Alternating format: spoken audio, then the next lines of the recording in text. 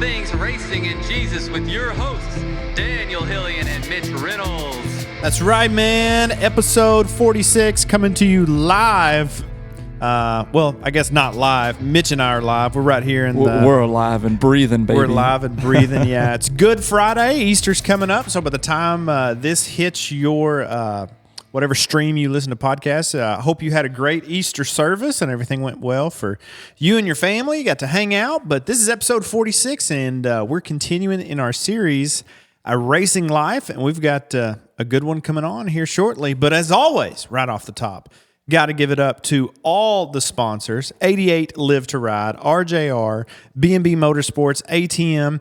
If you go to 110% Nutrition, which I did today, as a matter of fact, Mitch. Get those aminos. Get those aminos. Got them ordered. My man Kevin Allen said, hook me up, so I got him some coming too. But use our code REMAIN at checkout. Save you a little bit of money there. Also, Phoenix Handlebars. Use our code RITR15 at checkout. I've got 2 races on my personal set of Phoenix handlebars, and I am a fan. Love them. Sweet. Doing great. Hold up well. Everything. They're super easy to install, and even if you want to trim them down a little bit, if they're a little wide, they're marked on both sides. Super easy to do. Love them, all about it. Several different bar pads there to fit whatever color scheme you're going with. Our boys out in the desert, Mr. Ian, he's got some Phoenix handlebars on one of his machines he's building. Sweet. Also got word they are beginning the build on the adaptive quad. Awesome. So got some pics, and we'll try to get those out for you as well. But also, our newest partner is Sofa Brand MX. Mitch has some gear. I have some gear. We're really into it. And last time I gave out the wrong code, so I do apologize. But if you use our code RTRP, Yeah, Remain the Race podcast, RTRP. yeah, RTRP at checkout, you will save some money there too. And man, they're super fast on shipping. I mean, you get the stuff quick. It is. The jersey is super comfy. I mean, breathable, nice. But the pants are, the pants are where it's at. It is going. Those pants are going to be a whole shot game changer. I swear. Yeah, I promise. We'll show you tomorrow. Yeah. We got some guys getting together doing a little riding tomorrow, and so I may bust out mine, put a few laps on it too. So it feels. I haven't got to race in mine or ride mine yet, but it feels good. It fits good. So go over there to Sofa Brand MX and get yourself the hookup. But yeah, today as we continue our A Racing Life, man, series, we got a great guy coming on today. He's been in the series a long time. The number 4 from here in our home state of Arkansas, Mr. Garrett Keister is going to join us here really shortly. Looking forward to visiting with Garrett here in just a little bit. Also looking forward to giving some details of the BTR Youth Shootout. So been in contact with Miss Brandy Tulu, and so got all the inside info there to get us lined out. So looking forward to sharing that with everybody. Because, man, that is going to be super cool. It is really cool, the 90 base race. And then we're actually going to have a few kids on as well in the episode right before that race to kind of highlight that as well. So looking forward to that.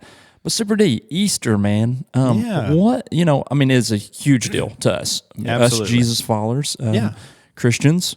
Yep. Easter's a huge deal, but let's talk about it. I mean, what's the meaning of Easter and what this event means for all of humanity? Sure. So Easter it's an American holiday, but we always do the Easter eggs and the bunnies, and that was a game by the chocolate companies, I think, to sell more chocolate. But the reason it's such a big deal in the church is this is the time of the year that we celebrate the death and resurrection of Jesus. So today is Good Friday. So this is when the historians and the theologians believe that this would have been the night that Jesus was crucified and then put in the tomb. And then Sunday, actual Easter, is the day we celebrate, Jesus' triumph over the grave, and we celebrate that.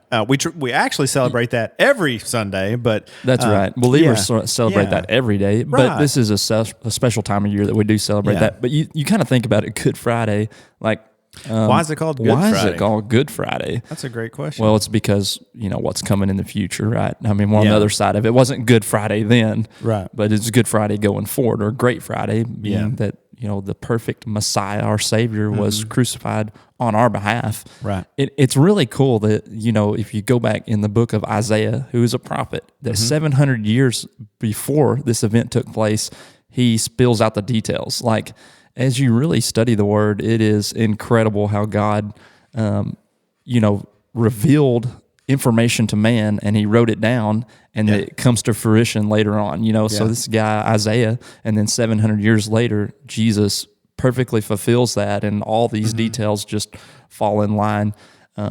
No irony in that at all. I mean, it's just as you study it, it's just further confirmation. But I mean, it's the greatest event that ever happened in history. God's Son comes here to Earth, spends 33 years of his life here. Yep. Really teaching people his upside down kingdom, establishing God's kingdom, and showing how it's different when you follow him. That's right. That he is the only way to have a relationship with God is through him. So that's why we celebrate this. I mean, it is the event that took place that actually gave us a way back to God, a way for humanity to have a relationship with God. And here we are today, man. Yeah. Speaking Jesus 2,000 years later. Yeah. And that's exciting. So it's a big thing for all, whether you go to church or not. I mean, I hope it becomes a big thing for you. But for those that, for me, for those in the ministry world, man, this is like our Super Bowl. Not that we're trying to make money. That's not the point. It's just, it's kind of the highlight of the church year. Right. The people that don't necessarily regularly attend are going to set that time aside to attend on Easter Sunday too. That's right. So, that's right. You want, it is an opportunity to say, hey, look here, let's celebrate Jesus. Hey, we celebrate him every week. So welcome you to come back again and again and again. So, and see why we're locked in on this thing. Yeah. So we really try to do, in your church, I mean, every church does. I mean, that's kind of the whole point is you really, you're going to have some visitors that Sunday, not your regular attenders. So you want to make everything you do that day to get those people to come back the next week. That's right. Because everyone's Easter number is high, a lot higher than normal. You'll see a 30% gain on a Sunday It's morning. like the 50th. That's really kind of, you want to think about it that way. That's a great way to look at it. And so, just our church here, we do a little community egg hunt. So our kids are out there hunting eggs and all that stuff. By the way, was that like 10,000 eggs or something? I mean, incredible. I think we this is just something the church has done for several years, and it's 30,000. Oh my gosh, it's a lot. And 25,000. That's not even exaggerating. I mean, I didn't know. I didn't even have a guess. I mean, I'm looking at all the amount of kids that just went out there and swarmed that baby up. Yeah, took them about 15 or 20 minutes. Yeah. Crazy. Yeah, so. and it's a cool deal. It's just a neat thing that we have the privilege to do and try to give back to our little community. I mean, that's what we're all about here on Remain Race, right? That's right. Give to the community. But I mean, it was an awesome event. Y'all did a great job, dude. Knocked it out of the park. Thanks. Like literally Matthews Park. You knocked it out. I mean, it was swarmed there. So it was good. Right here in our little community, man. It's a good time and we have a lot of fun with it too. But well, hey man, we've got a great episode lined up, and I mean, I could talk Easter all day, but I'm sure our listeners, I'm sure some of them want to talk Easter too. But how about we catch a break real quick, and then we'll jump into visiting with the Garrett Keister. Let's do it. Keister. All right. Y'all stay with us. We'll be right back. I want to welcome in the number 4 pro from Harrison, Arkansas. He's a multi-time pro champion in the EDT world. He is a Hoosier Hero. Garrett Keister, what is up, my man? How you doing? Doing good, Garrett. So tell the listeners a little bit about yourself, man. Yeah, my name's Garrett Keister. I've been racing four-wheelers for a really long time, and just a really fun sport. It's very enjoyable, and hopefully one day I can get my son Crew get into it and get him into racing.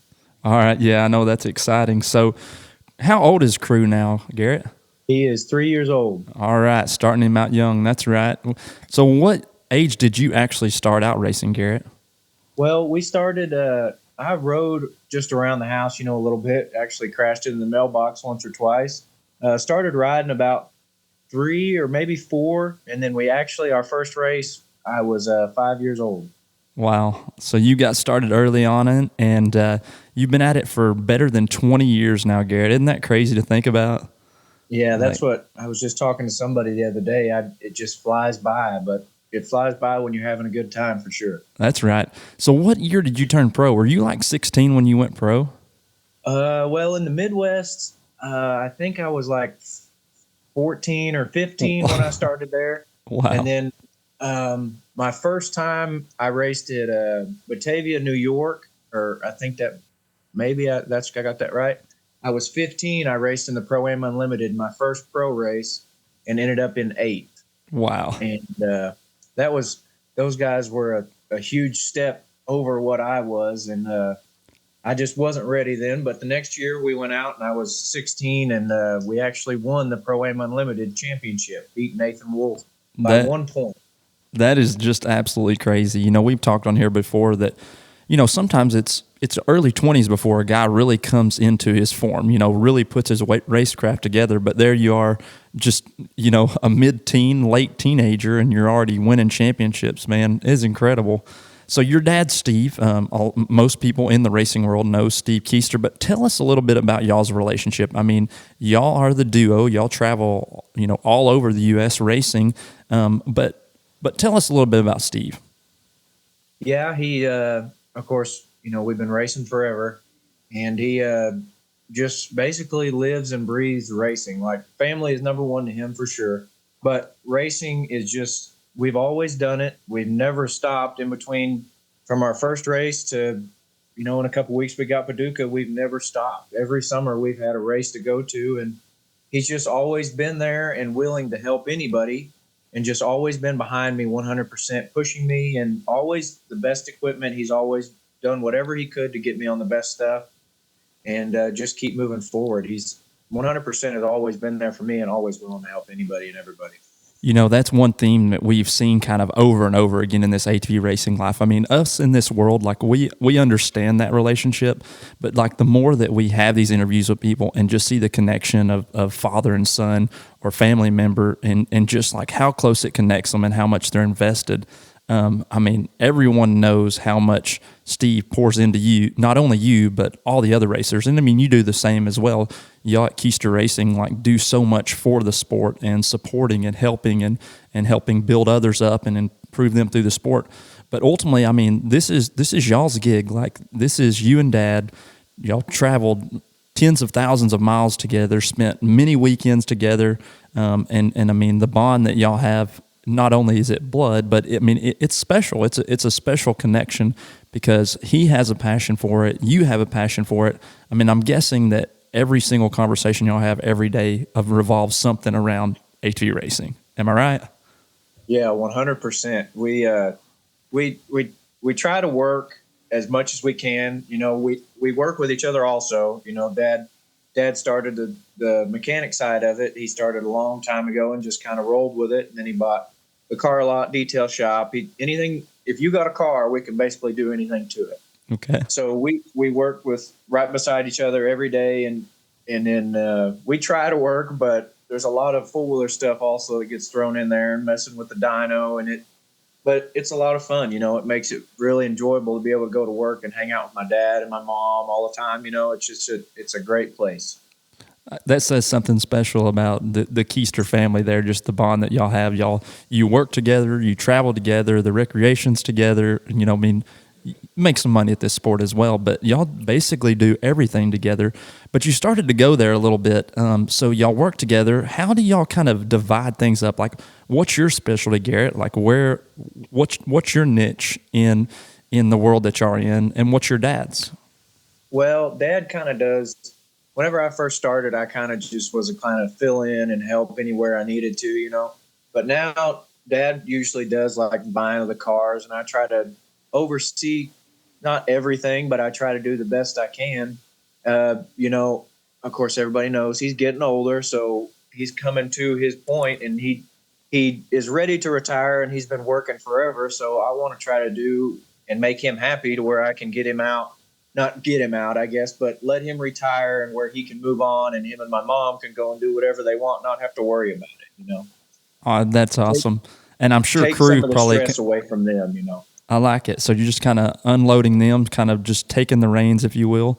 And I know that Crew and his other grandchildren probably are a big motivation behind them. I'm sure he enjoys doing things with them and can't wait for the day that they get on the quad and get going too. Yeah, that's what we got a little practice track right behind our work, actually. And usually every Sunday or every other Sunday, Cash and Crew will go out there and we'll just spin laps. And that's what Dad will say, man, I thought maybe I could slow down a little bit with Garrett getting a little older, but now I think we just sped up twice as fast. Yeah, that's the truth. That is the truth. Well, what about on the racing side of things? So, I mean, you're a professional EDT racer, but y'all have a team. So how do y'all kind of manage the dynamics of the team? Like, I know your dad is big on the setup and assembling your machine, but how do y'all kind of divide up your roles there in the racing world? Usually, like, I try to take care of all of the tuning of the bikes and try to make sure everything is working right.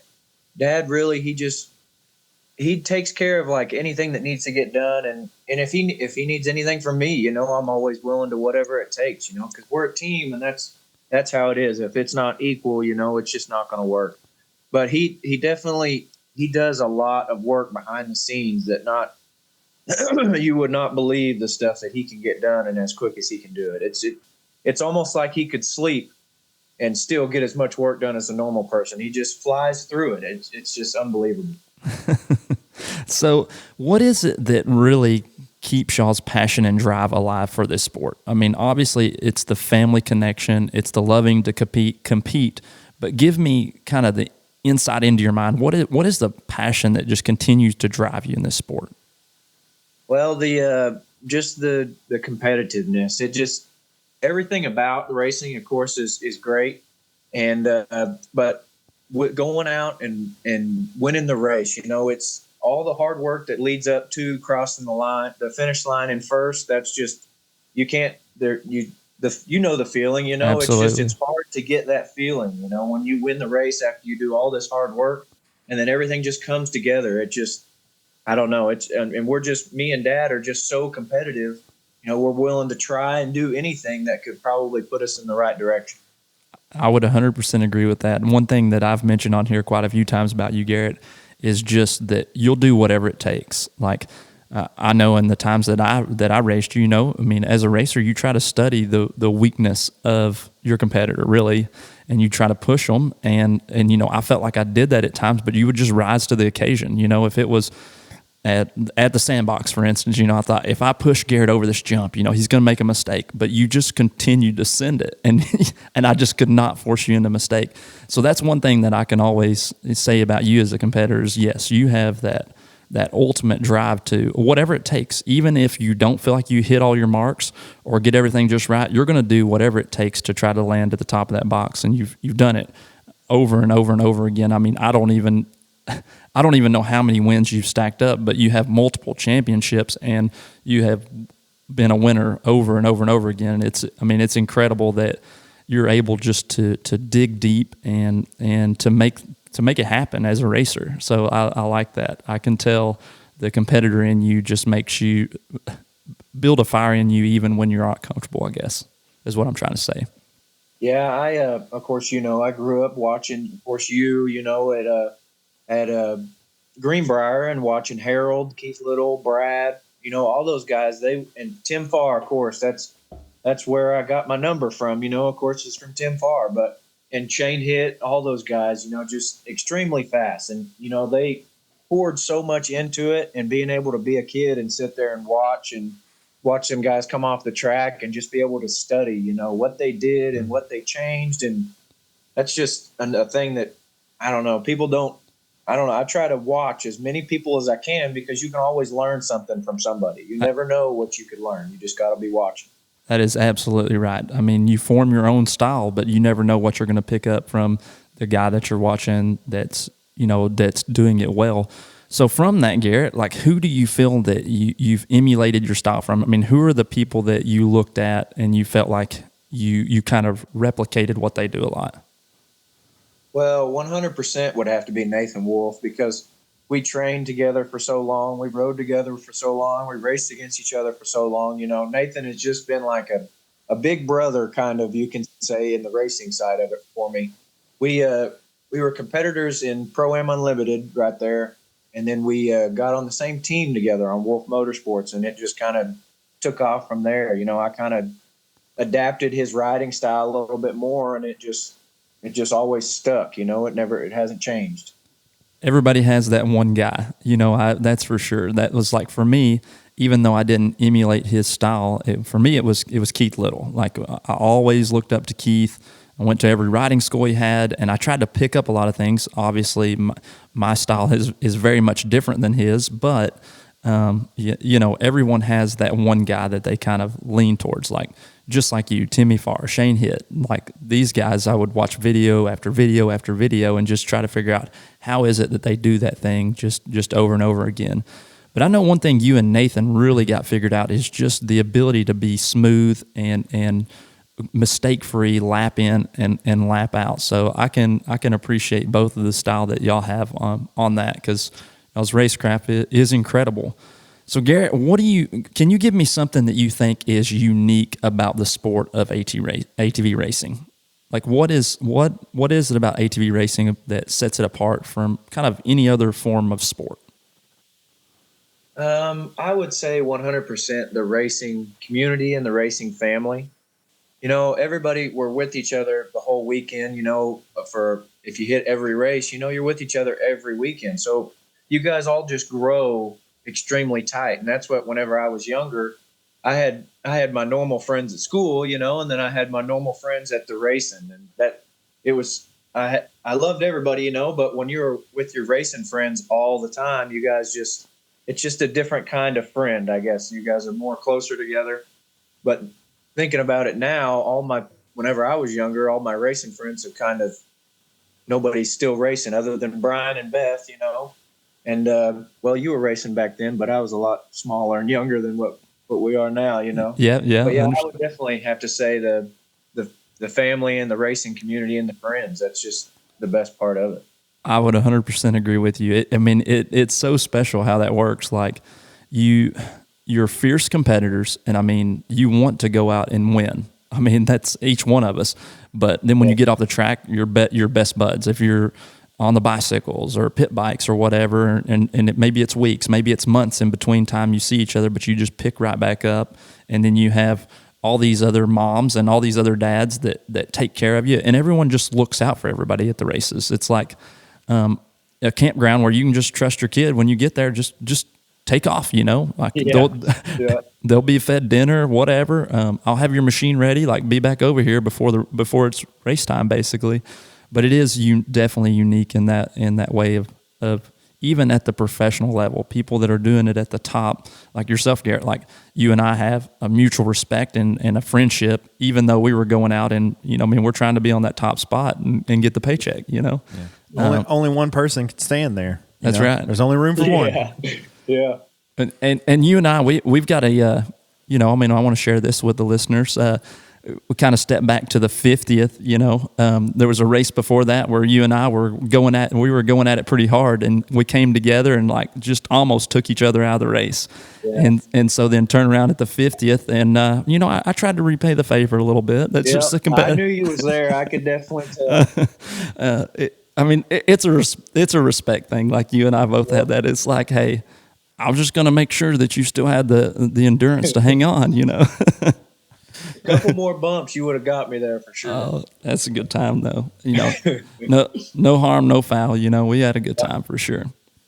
Yeah, and when you stepped to kind of, because we've talked about this before, Mitch. I mean, you raced for a long time and dove way off. And we were talking to some friends tonight at the Easter egg hunt. And I was like, yeah, me and Mitch used to race together. And then he lost his mind and got way into it. But then when you stepped, you know, take some time off, we both take time off, and then you stepped kind of back into it. You know, Garrett, the Keisters were one of the guys you reached out to, like, hey, I'm getting back into this because, you know, the Keisters. Go ahead. You want me to actually clarify that story a little bit? Yeah. Okay, so I get a phone call. Well, actually, it was Jody called Dad and said, hey, the 50th is coming up. Do you want me to pull a machine out of the den? Would Mitch still ride it? Yeah. And Dad calls me. I'm like, I haven't ridden in 10 years. So somehow I don't have boots. I don't have helmet. yeah, I don't have gear. I have zero. Yeah, Like I'm with I you. actually did have. I scrounged around and found one set of gear. Is all I had. But anyway, Garrett's name comes up. Yeah. And they're like, hey, Garrett's got like a fleet of machines. Yeah. And they actually let people ride them at times. And so I'm like, well, that's not too far. So I reach out to Garrett and I'm like, hey, Garrett, do you think you could, get me a machine to just see if I can even ride these things anymore? Yeah. And immediately Garrett is like, don't tell anyone, but let's bring you out of retirement. Okay. This was Garrett's message to me. So this is Garrett's fault. Yeah, it's Garrett's fault. Okay. Way to go, Garrett. So I'm like, now hold on, Garrett. Like just pump. Let's just pump the brakes a little bit. I'm just coming up to your place. I just want to ride and see if I can still do this thing, and then maybe get ready for the 50th. He's like, yeah, okay, whatever. Yeah. And so he does get a machine ready and go up there. And oh man, who's your buddy? Whose house did we go ride at? Kyle Henson. Kyle Henson. Okay. That's right. Yep. So Kyle's got this little practice track, man, fun little track. And so we get out there and I'm like, Dad, like, I feel like I can still do this. Like maybe I still got it going on. And so on the way home, Dad's like, yeah, we're building machines. Yeah. That's the thing about Bone. When he's in, and when he's out, he's out. That is exactly right. The whole way home, he's got Jody just talking for 2.5 hours on the way home.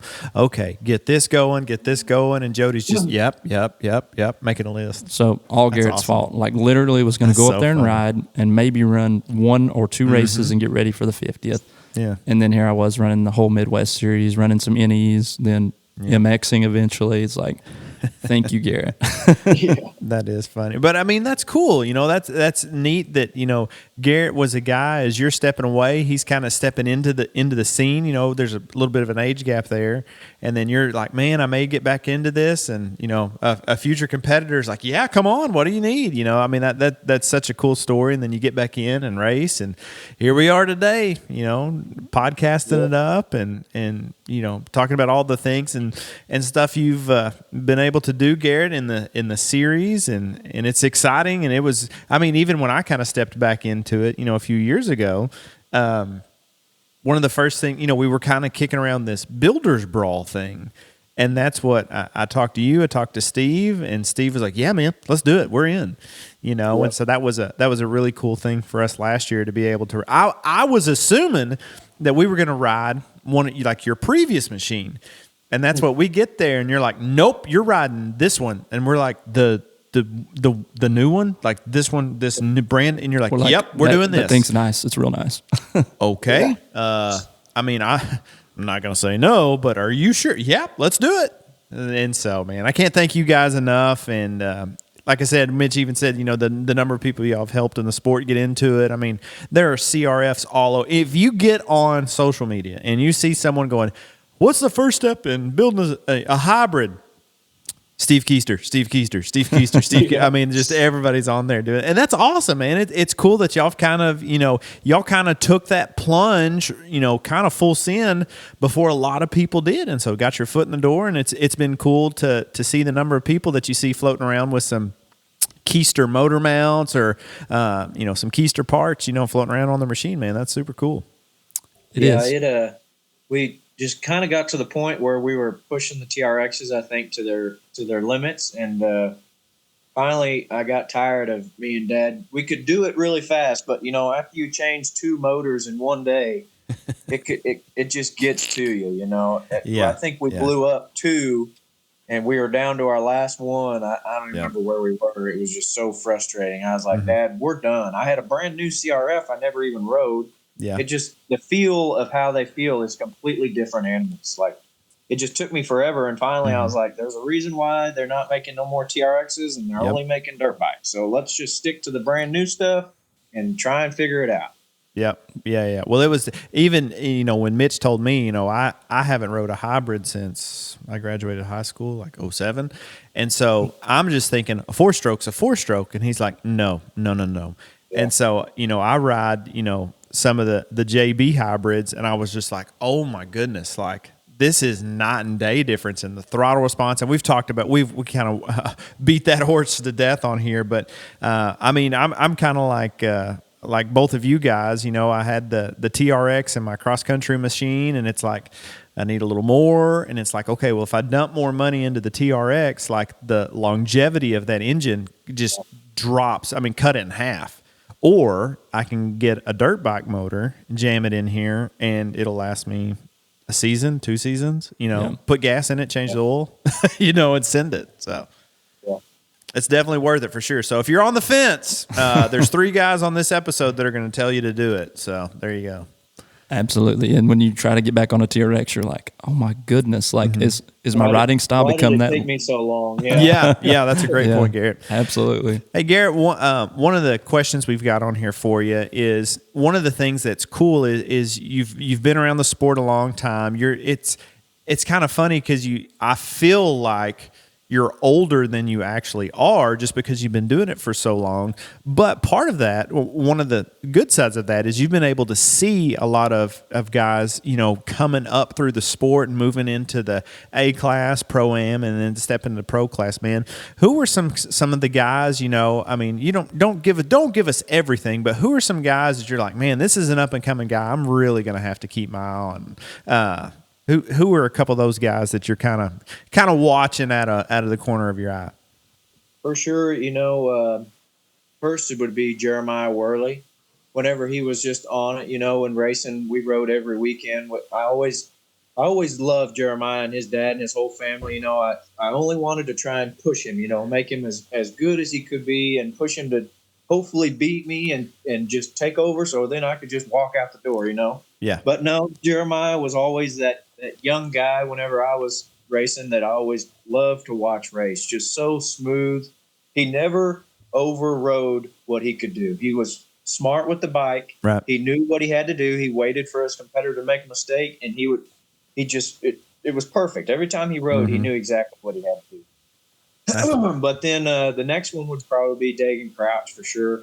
He very strong rider, very consistent, smooth also, and he could attack whenever he needed to, And then, of course, you cannot forget Ryan Kisner. He's just the same exact way, very explosive, Mr. Whole Shot, basically. Oh, but a yeah. very good rider. He just very smooth, nothing ever gets to him. He can sit back and wait for his point also and just take care of a business and go out there, And another young one like him is his brother, Kisners have got it figured out, Yeah, absolutely. Every name you just listed are incredible riders, and you know what they all have in common? They've been watching you, Garrett. Yeah. I mean, they have watched you growing up, and you can watch each one of those guys, and I mean, they're watching the top guy in their sport, and they're trying to do what he does. So I think speaks to the smooth, consistent nature that you have. Those guys are replicating that. I mean, you think of like over in the motocross world, like everyone stands now. Everyone stands up the entire race because that's what Chad was doing. And Chad is the top guy. So these boys that were, and girls as well, as they're growing up, they're watching Chad. Well, that's exactly what we're seeing evolve with all these guys right here is growing up, they've watched Garrett Keister perform at the top. And so they just are emulating and trying to ride just like you are. And here we go. Yeah, and it also helps. Of course, Nick has an awesome practice track. We could all go down there and ride all weekend. And they, what do you do here? And I'm like, well, let's just go ride. I want to follow you, and then I can show you what kind of small changes you can make, and then that way you can try it your way, and then you can try it the way that I did and see if it helps you better. Yeah. So then it's awesome to watch those guys evolve and start to figure out things by themselves, but. It kind of sucks being the old guy. Nobody comes and asks any questions anymore, so I don't have anybody to talk to. Well, we'll pick your brain. Maybe we can put together a Remain in the Race riding school led by Garrett Keister. Yeah, I don't know. I'm just throwing it out right here. Why not? That would be pretty cool. I was thinking vet class, but that's fine. Whatever. Yeah, I'm ready for the veterans class. I'm getting old. Yeah. Well, that's what I said. I told them at the banquet this year. I've had the past 2 years had the opportunity. They give me a microphone and let me lead that thing, which I love it. It's awesome. But I was like, hey, plus 35. pack your bags. There's a new sheriff in town. I'm coming for you. And they're all just like, yeah, whatever. Yeah, he's going ahead and writing those checks he can't cash. That's right. And there's a lot of truth to that. So one of the things with those guys you mentioned, Garrett, is Mitch kind of hinted or talked about it earlier. Like one of the things y'all have always done is had a team like Keister Racing, and inside that team there's sometimes just one other, but there's a couple of guys that ride out of y'all's truck. So talk about that. Some of the guys you've really liked working with over the past, and what does that look like for the 24 season? Yeah, some past riders, of course, is Kyle Henson. He was a very good rider. He's always come from a dirt bike past, so a little aggressive, but Kyle was a very good rider. He was coming up through the ranks and then had a small crash at Green Ridge that broke his collarbone, kind of slowed him down a little bit, but very fast, very good rider. Tim Burkhart, another one of those guys, very, very good. He was really fast and then kind of took a little bit of a break off and then come back. But, and then of course now we've got this year with us is Mark Lee, him and Travis Evans. That's one of the best competitors I've ever raced with. Me and Mark, we could go out and be 1 and 2 and, just be great. And then we could come back in and, of course, I hate losing. We could get last and second to last. And Mark would just come in and, I say this to everybody. He would look at me and say, Garrett, how do you feel? And I'd say, man, I just don't feel that great. He'd look at me and go, well, you look great, buddy. I love you. He brings the spirits up of everybody in the racing community, and he's an awesome guy. He would help anybody do anything. Yeah. And he's just a great guy to have around and makes the race weekends 10 times more fun than if we just went by ourselves, That's for sure, man. I agree 100% there, because even, stepping back into it a couple years ago, he's just like, hey, man, what's up? Him and Travis both are just super nice, and if you need anything, Travis is always right there to help out. So big shout out to those two. They've got a great friendship, and it's cool to see them just, if you need anything, go talk to those guys. They'll help you out. Now, they may be taking Steve's parts and tools, but, they'll help you out. Do you need a hug? Because you're for sure going to get one. Oh, yeah. Mark Lee's going to come up and give you a good old hug, man. Oh, yeah. That is awesome. Well, hey, we're going to kind of start wrapping this thing up, but I want to kind of pick your brain here for a second, because I know, last year, going into the 23 season, you kind of turned the Keister program kind of upside down, and we come out with a new machine. We've got some new people on board, kind of some new ideas, and like as we're on the outside looking in, we're like, oh, that's exciting. That's good stuff. Like, this is going to be fun to watch. Okay. And I'm sure for you and Steve, you're going, we got it. We've got the stuff, we've got the knowledge, we know what we're doing, we've got these CRFs figured out, we've got, all these things. And then, coming out there at the gate at Paducah, it's just kind of a struggle, and then going in, it's just kind of a struggle. And tell me how you overcame that, because I looked at Paducah, Kentucky, and I was like, oh boy, Steve and Garrett are going home, and they are going to work. Like, they're already going to work in the truck on the ride home. And then you fast forward a few months to Indiana, and y'all just put the dustpan out and just raked it in, So tell me how mentally you overcome that, because that's one of the things is you look at Paducah, you wouldn't watch the Indiana race and go, now what happened at Paducah? You know what I'm saying? So if you don't mind, kind of talk to us a little bit about how mentally, you think you have all the pieces, and then you go out there and you're like, there's just one thing that's like 5% off. Yeah, so, of course, we've been racing with CJ and Damian King the last couple of years, and had a lot of fun and just didn't get on that top championship spot. So we just decided, we've been running the same setup for the last 6-10 years. It was very good then, won a lot of championships on a lot of races. Right. And maybe it wasn't just at the point as what it used to be. So we just took a bare frame and said, let's completely restart. Mm-hmm. So, of course, we sent our chassis over to Ryland. Ryland does his magic to it. Boo. Get a hold of Micah over at Custom Axis Shocks. He sends us out 2 or 3 sets of brand new shocks. We're just trying whatever we can to try and get back up on that top podium spot. Right. And then, of course, Dad has got the CRF magic rolling, new motors, new whatever you can think of. RP sending us out. That we also hooked up with a new pipe sponsor, Richard over at RP. Yep. Danny at Jet Lab sending us out new throttle bodies. We have a box of throttle bodies we use for different tracks and different races and different condition, Mm-hmm. But we definitely after Kentucky backed up, and we got to get this thing back up and rolling and get it close to like what our other setup was. But I think it's possible to go faster than what we did. So we started just adjusting around on it, and finally found a setup that felt really smooth and really fast, and it just all kind of fell into place and just started working.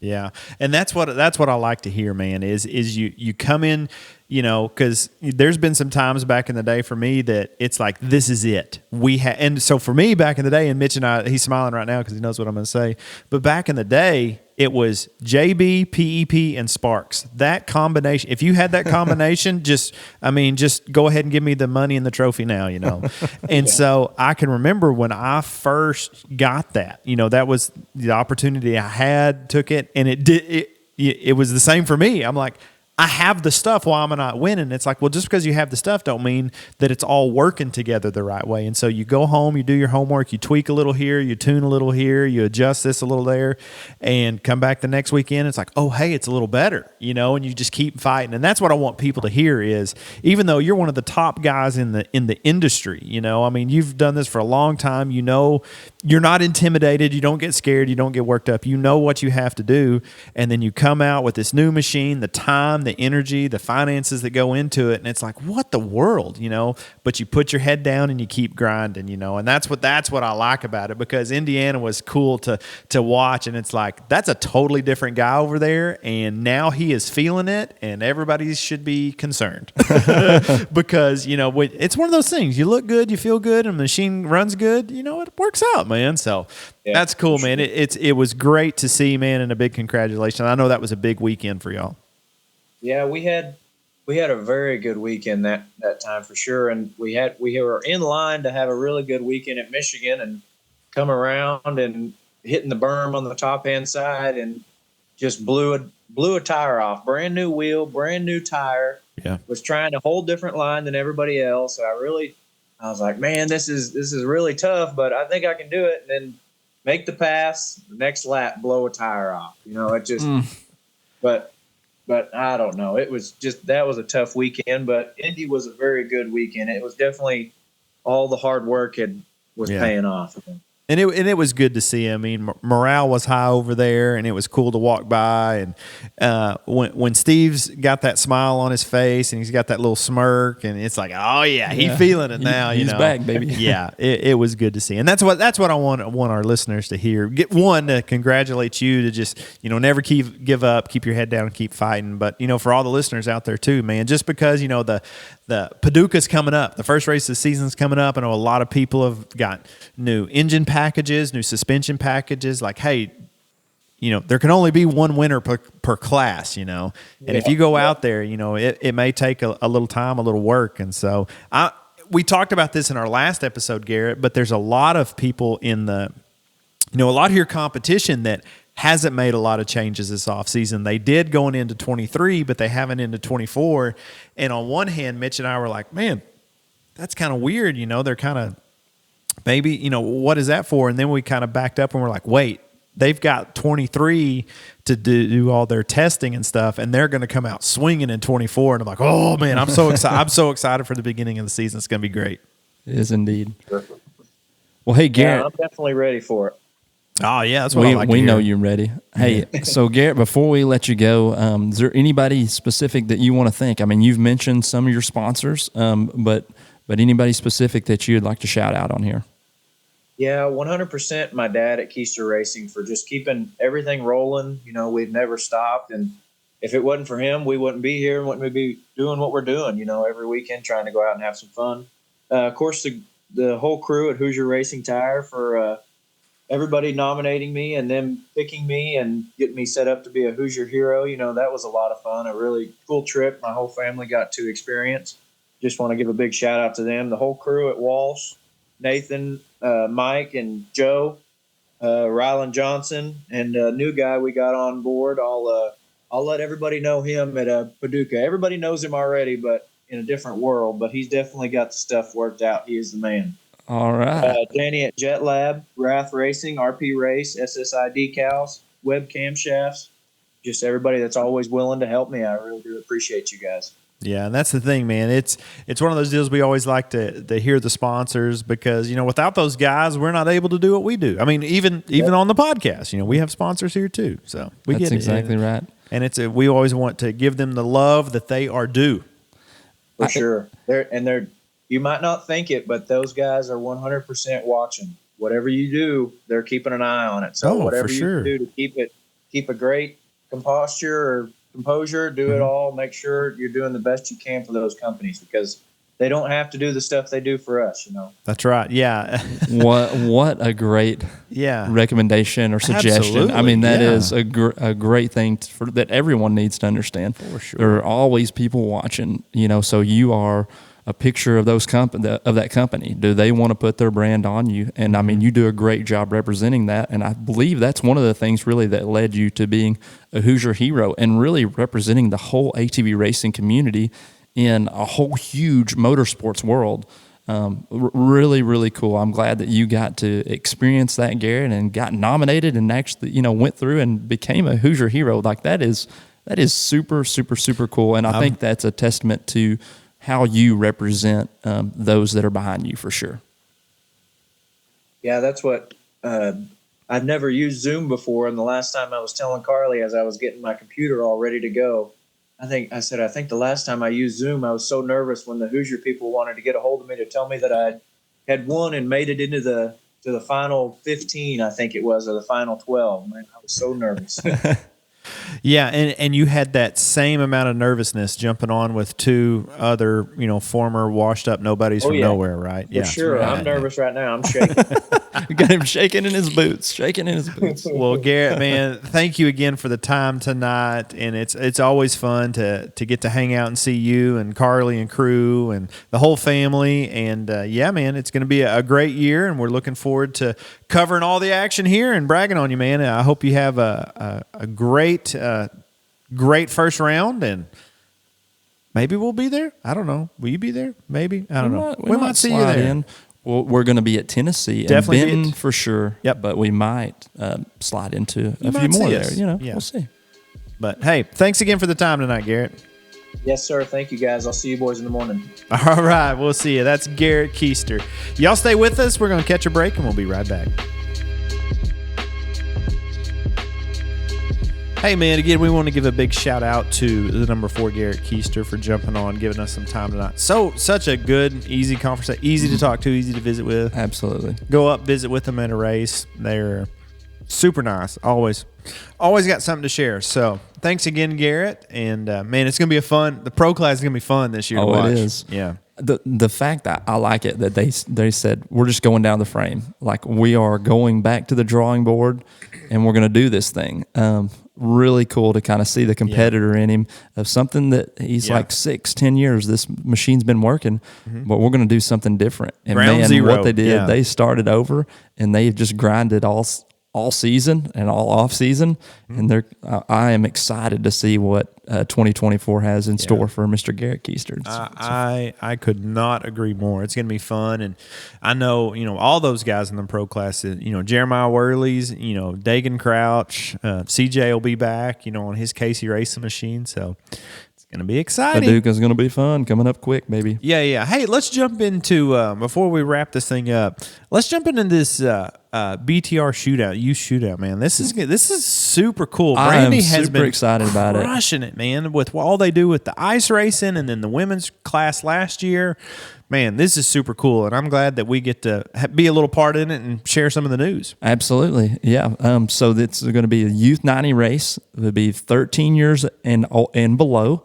And that's going to take place on May the 3rd there at Black Ankle at the opening round of the NEDT. Yep. So Brandy, the NEAT. The NEAT. Yeah, I'm going to stop saying NEDT, the NEAT.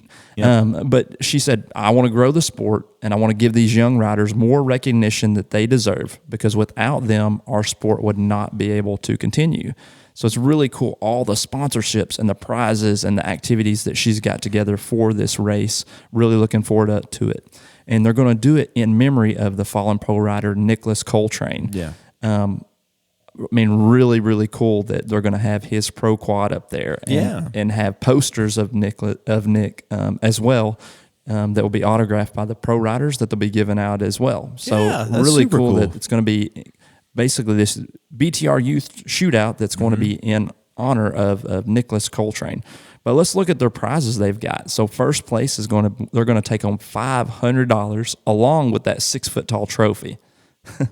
Wouldn't that be cool, Super D? Yeah. Like when we were under 13, Sweet. You wanted to go up to the Sykeston Race Park and take home that 6-foot tall trophy, but have the chance to take home $500 as well. Yeah, absolutely. That would be super cool. Second place, they're going to be giving away $300. Third place, $200. And they're going to be giving away trophies across the whole class, as well as new Alpine stars for everyone who makes the main. That's good. Top 20. 20 in the main. The top 20. New boots. The key is the top 20 that make the main. So how many are going to sign up for this? Matter of fact, sign up is about to take place. Yeah. And I believe that's going to open up on April 1st. And the first 10 riders to sign up, Wrath Racing is going to pay their entry. So they have the free entry and the opportunity to win $500. Yeah, along with a lot of other prizes. So that's awesome. Yeah, and even one of the prizes, some Dragon 110 race fuel for the top 3 finishers. Dude, hey, that's worth $10,000 right there, man. Absolutely. Fuel is high right now. And that Dragon's good stuff, so that's awesome. Absolutely.